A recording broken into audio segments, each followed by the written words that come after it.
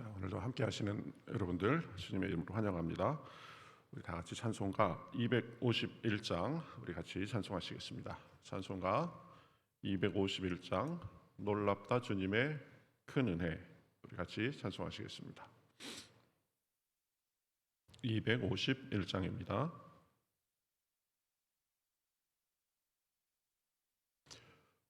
우리 같이 찬송하시겠습니다.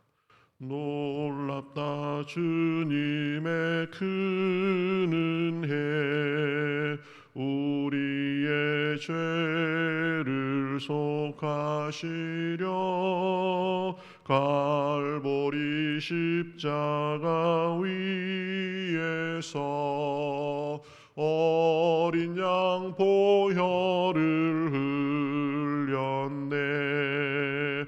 주의 은혜 우리의 죄를 다 씻었네. 주의 은혜 우리의 죄를 다 씻었네. 죄악은 성난 파도 같이 우리 오늘 여파나 헤아릴 수 없는 주 은혜 십자가에서 보이셨네.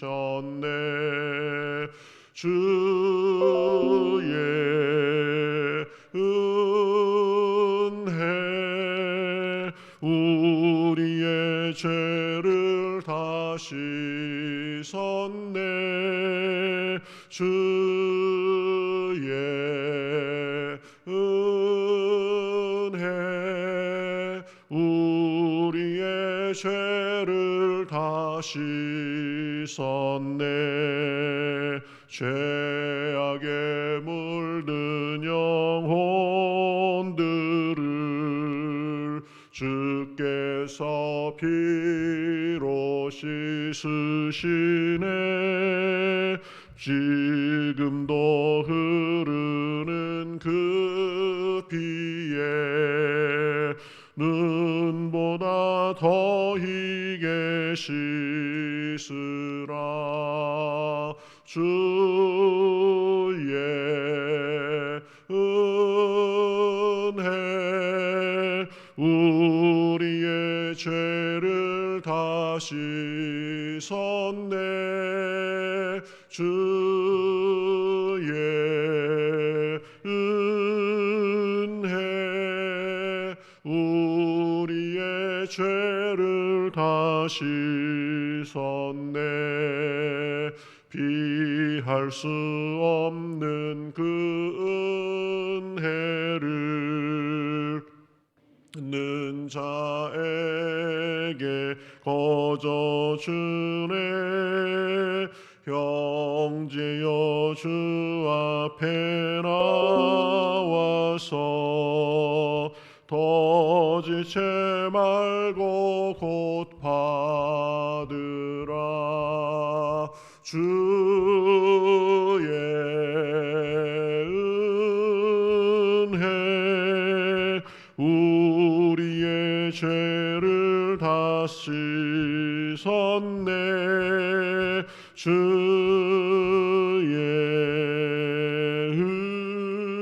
은혜 우리의 죄를 다 씻었네.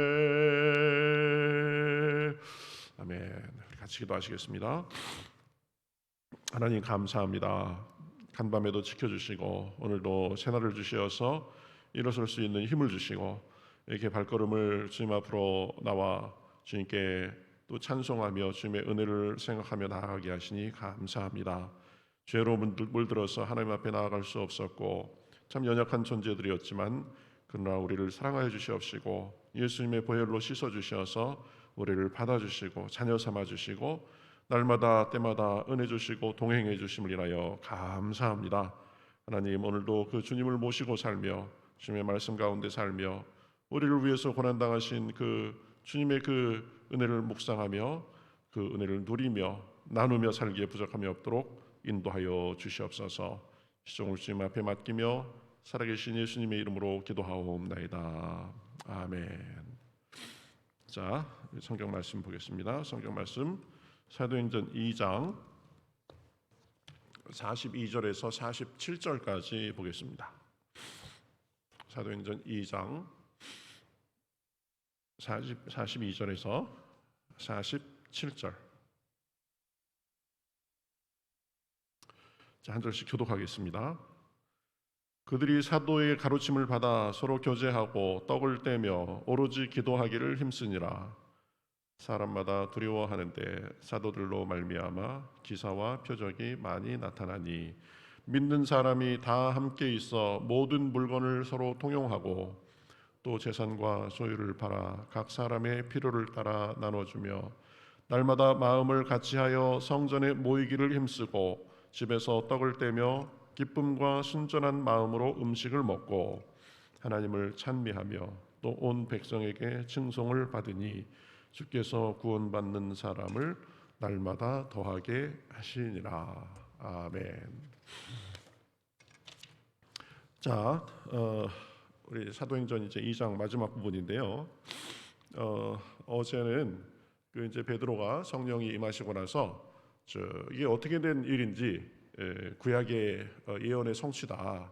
그리고 예수님은 그 하나님께서 보내신 자고 하나님께서 그 너희들이 십자가에 못 박았던 예수님을 주와 그리스도로 높여주셨다. 그리고 성령님은 예수님께서 보내주신 것이다. 이런 얘기를 하니까 이 사람들이 마음에 찔려가지고 이제 세례를 받고, 그래서 41절에 보면 그 말을 받은 사람들은 세례를 받음에 이날의 신도의 수가 3천이나 더하더라. 이렇게 되어 있습니다. 그러니까 그날 베드로의 설교를 듣고 3천 명이 회개하고 이제 믿게 된 거죠. 그래서 이제 믿는 사람들의 수가 많아져가면서 이 초대 교회의 그 아름다운 모습에 대해서 이야기하는 것이 오늘 읽은 말씀입니다. 42절에 보면 그들이 사도의 가르침을 받아 서로 교제하고 떡을 떼며 오로지 기도하기에 힘쓰니라.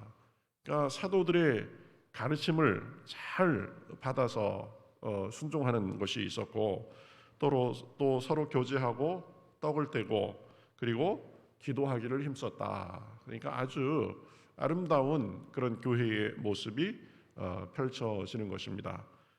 그런 삶 속에서 43절에 보면 사람마다 두려워하는데 사도들로 말미암아 기사와 표적이 많이 나타나기 때문이다. 이렇게 말을 합니다.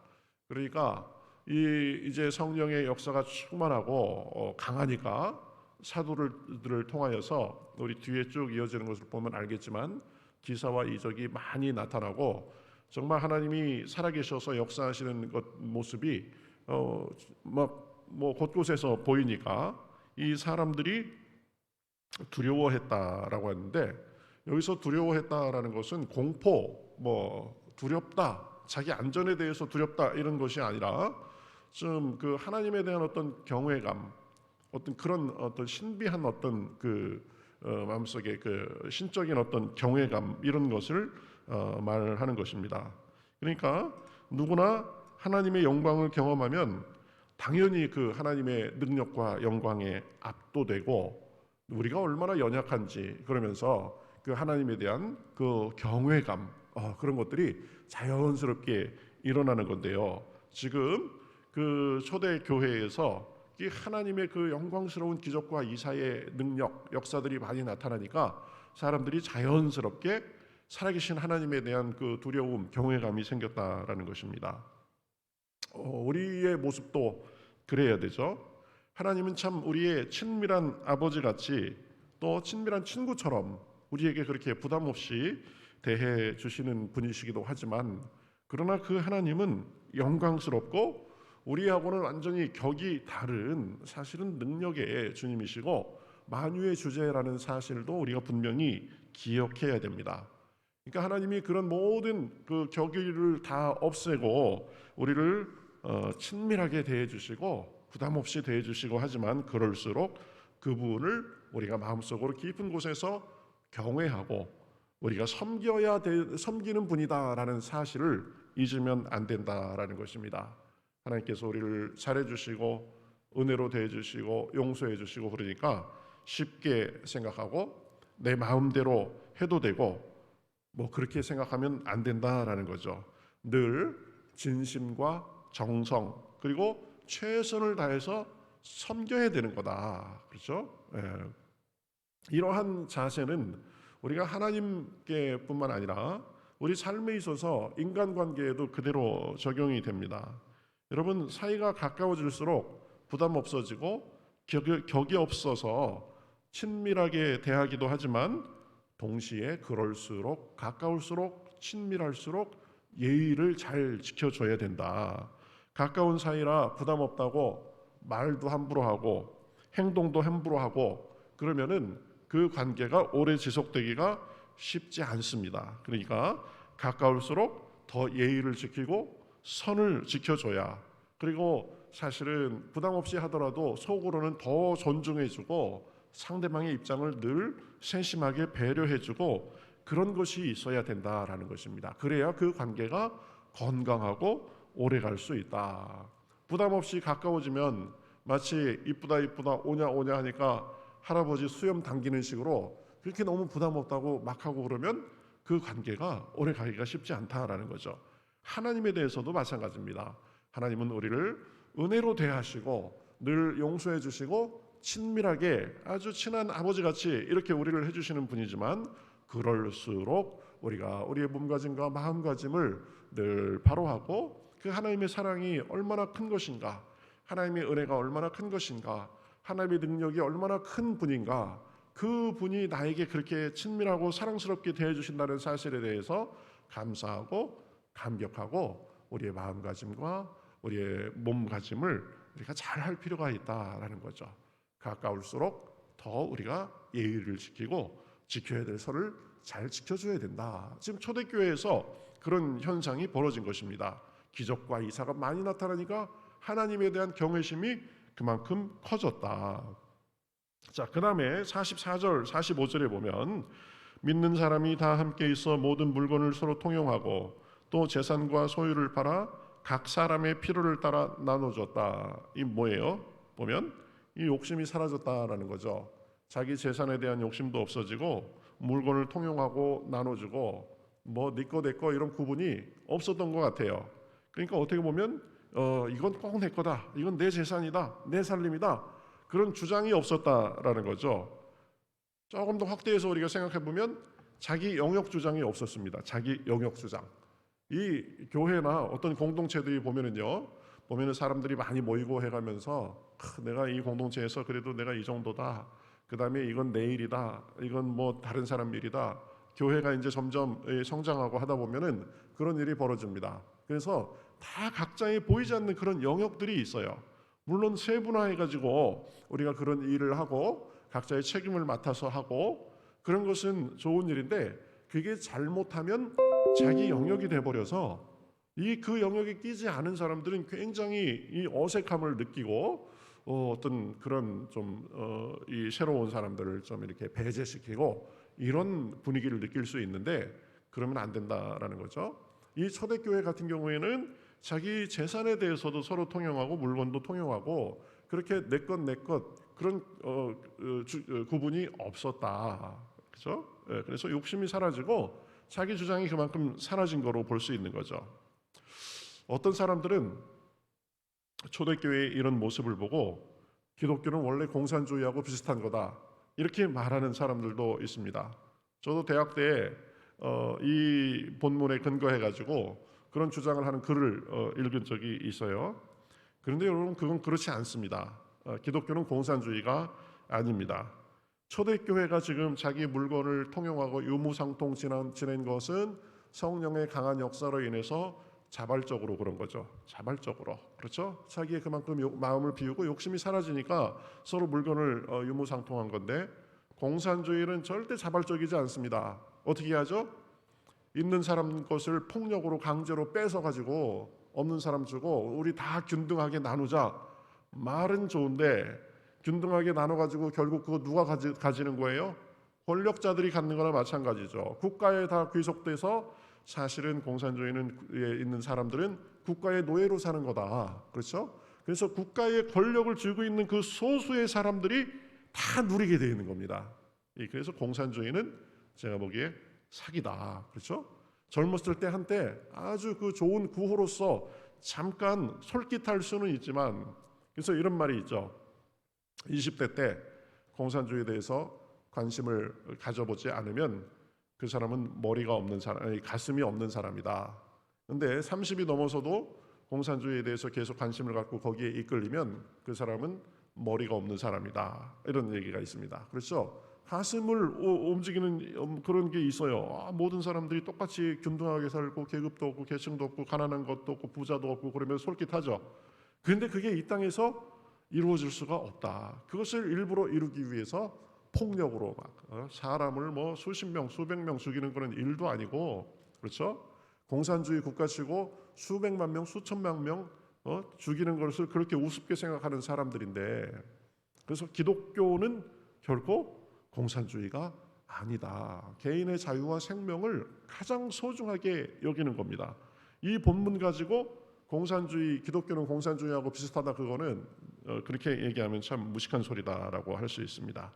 어쨌든 욕심이 사라지고 자기 소유를 주장하는 것이 없어지고 이것은 자기 영역을 주장하지 않은 것으로도 볼 수 있다. 그래서 우리가 그것을 교훈 삼아야 된다.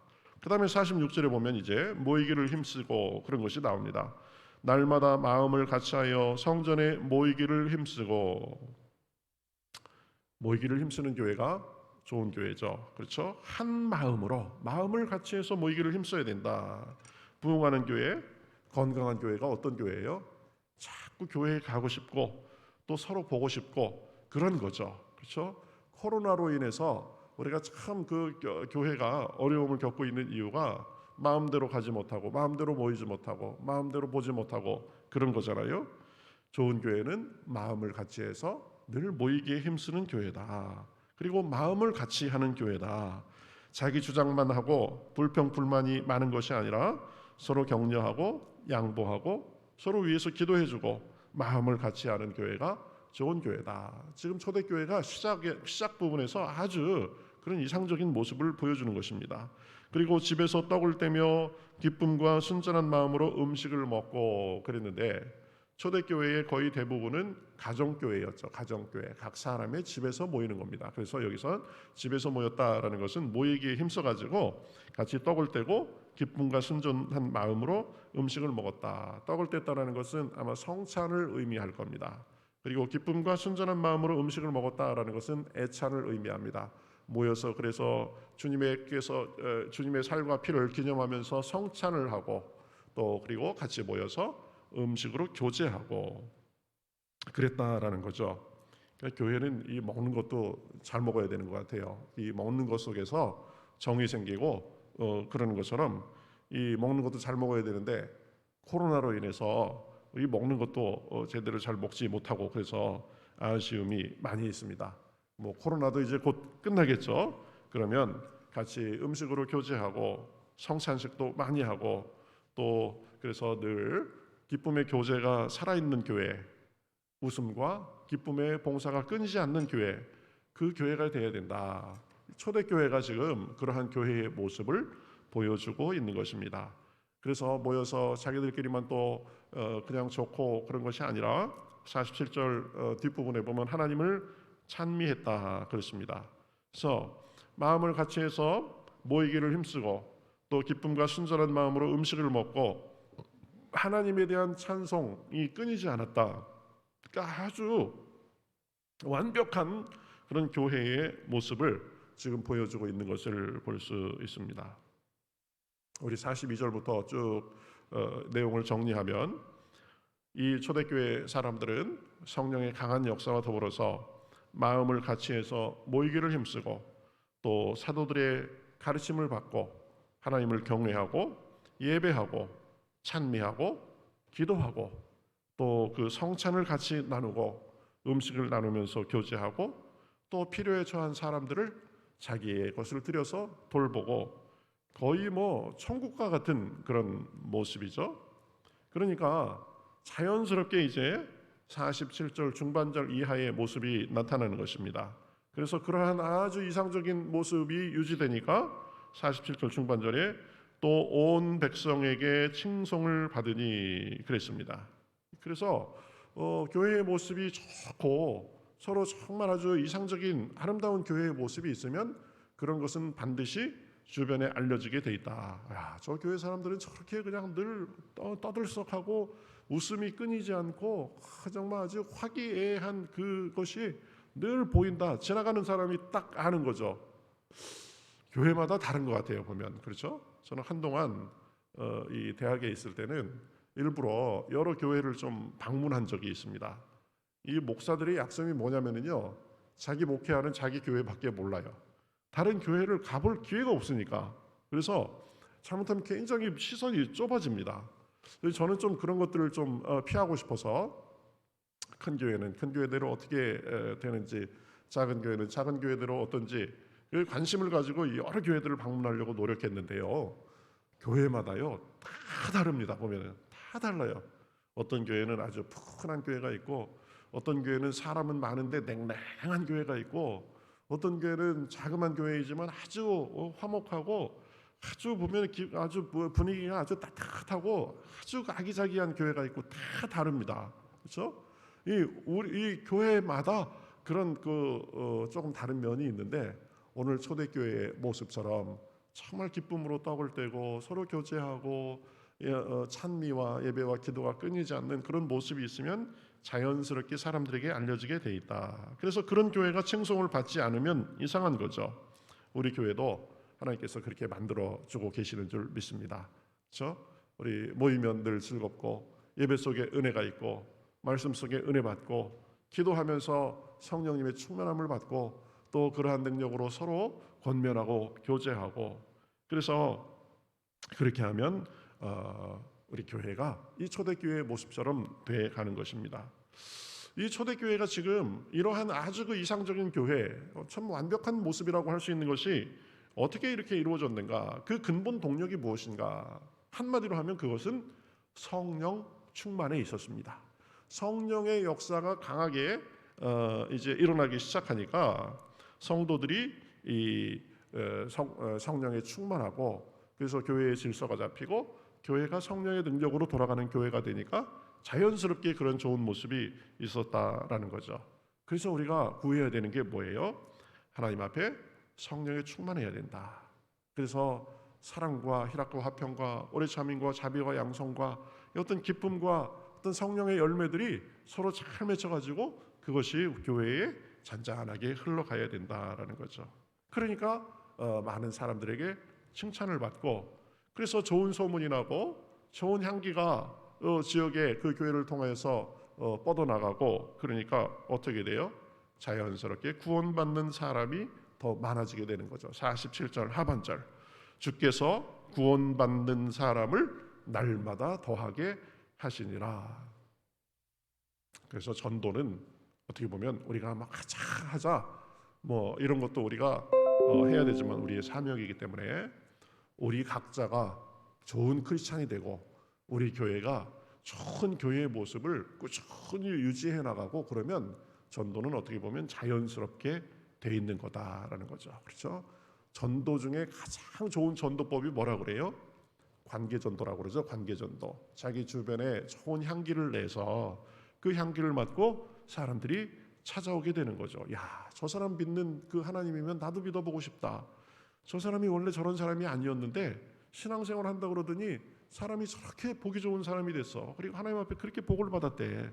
저 사람 다니는 교회는 가면은 늘 그냥 서로 좋고 화기애애하고 서로 챙겨주기 바쁘고 기쁨과 웃음이 끊이질 않는데, 그러면 사람들이 다 관심이 생기는 거죠.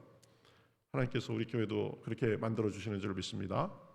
우리 교회 한 사람 한 사람도 그런 모습을 갖고 정말 우리가 말하지 않고 그러지 않아도 자연스럽게 그 아름다운 향기가 사람들에게 뻗어나가게 하시는 줄 믿습니다. 성령 강림 후에 초대교회는 베드로의 설교를 통해서 하루에 3,000명이나 회개하는 놀라운 역사가 있었습니다. 마음을 같이 해서 모이고 예배드리고 또 사도의 가르침을 받고 기도하고 찬송하고 교제하는 아름다운 모습이 있었습니다. 우리 각자도 우리 교회도 성령이 충만할 때 그러한 기쁨과 감격의 모습이 될 줄 믿습니다. 초대교회에 그렇게 역사하신 하나님은 오늘 우리가 믿는 그 하나님 동일한 분이십니다.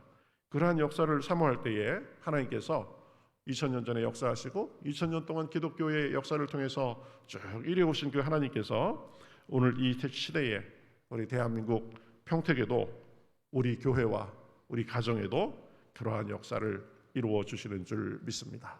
우리가 열심히 기도하고 하나님의 은혜를 구하면 하나님께서 기름 부어 주시면 된다. 그렇죠?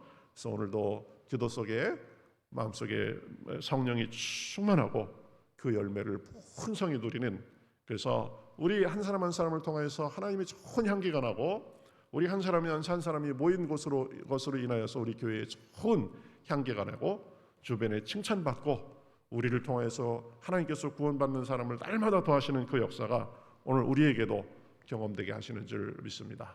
오늘도 복된 하루 되시기를 주님의 이름으로 축복합니다. 주님의 이름으로 축복합니다. 아멘. 찬송 우리 220장 같이 하겠습니다.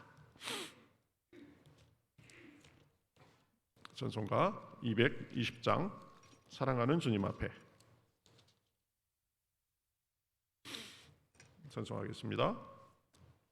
220장입니다. 사랑하는 주님 앞에 형제자매 한자리에 그 신은혜 생각하며 즐거운 찬송 부르네. 내 주 예수 오늘마다 모든 사람 내 몸같이 환난 근심 위로하고 진심으로 사랑하세. 사랑하는 주님 앞에 온갖 충성 다 바쳐서 괴로우나 즐거우나 주님만 힘써 섬기네.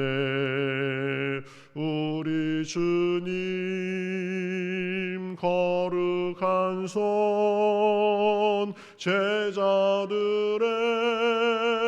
발을 씻어 남 섬기는 종의 도를 몸소 행해 보이셨네. 사랑하는 주님 예수 같은 주로 섬기나니 비마다 한 몸 이룬 형제여 친구들이여 한 몸같이 친밀하고 마음으로 하나 되어 우리 주님 크신 뜻을 지성으로 준행하세.